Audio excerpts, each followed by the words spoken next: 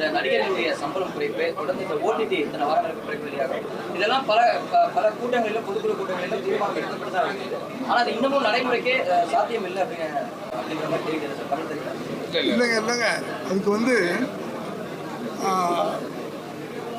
தமிழ் திரைப்பட தயாரிப்பாளர் சங்கம் கொஞ்சம் சில வருடங்களாக சின்னதாக ஒரு பிளவுபட்டு இப்போ இவர் தலைவரான பிறகு தமிழ் திரைப்பட தயாரிப்பாளர் சங்கத்துக்கு தமிழ் புகழ் தலைவரான பிறகு ஒரு இணக்கமான ஒரு சூழ்நிலையை ஏற்படுத்திட்டு அந்த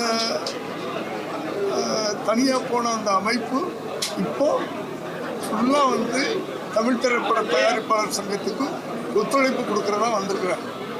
ஸோ இப்போ ஒரு ஸ்ட்ராங்கான ஒரு அமைப்பாக மாறிக்கிட்டு இவருடைய தலைமையில் அதை இவர் ரொம்ப அழகாக டீல் பண்ணிகிட்டு இருக்கிறார்.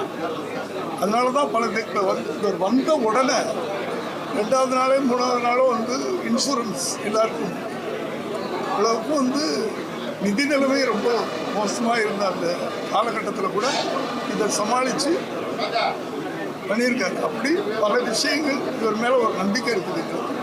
பல ஆண்டுகளுக்கு பிறகு இந்த தமிழ் திரைப்பட தயாரிப்பாளர் சங்கம் ஒரு ஸ்ட்ராங்கான ஒரு நிலைமைக்கு வரும், நாங்கள் நினைக்கிறது சாதிப்போம் அப்படின்ற ஒரு விஷயத்தில் ரொம்ப முனைப்பாக இருக்கிறார். இதுக்கு முன்னாடி அப்படி நீ எப்போவுமே இப்படி குறுக்க கேள்வி கேட்டால் பதில் சொல்ல முடியாது தம்பி. நல்லதை நினச்சி நம்ம போய்கிட்டு இருக்கிறோம், நல்லது பண்ணுவோம் அப்படின்னு சொல்லும்போது நீ பின்னாடி ஏன் போகிற குறுக்கு பற்றிய கேள்வி கேட்க புரியுதா? நல்லது பண்ண போகிறோம் நாங்கள். இப்போ நடிகர்களோட இணக்கமாக உட்காந்து பேசுவோம். அவங்களும் தயாரிப்பாளர்களை தூக்கி எறிவாங்க. தயாரிப்பாளர்கள் நல்ல மரியாதை உள்ளவங்க தான் நடிகர் இல்லையா? நடிகர் இல்லாமல் தயாரிப்பாளர்கள், தயாரிப்பாளர் இல்லாமல் நடிகர் இல்லை. உட்கார்ந்து பேசும்போது ஒரு இணக்கமான சூழ்நிலை உருவாகும்.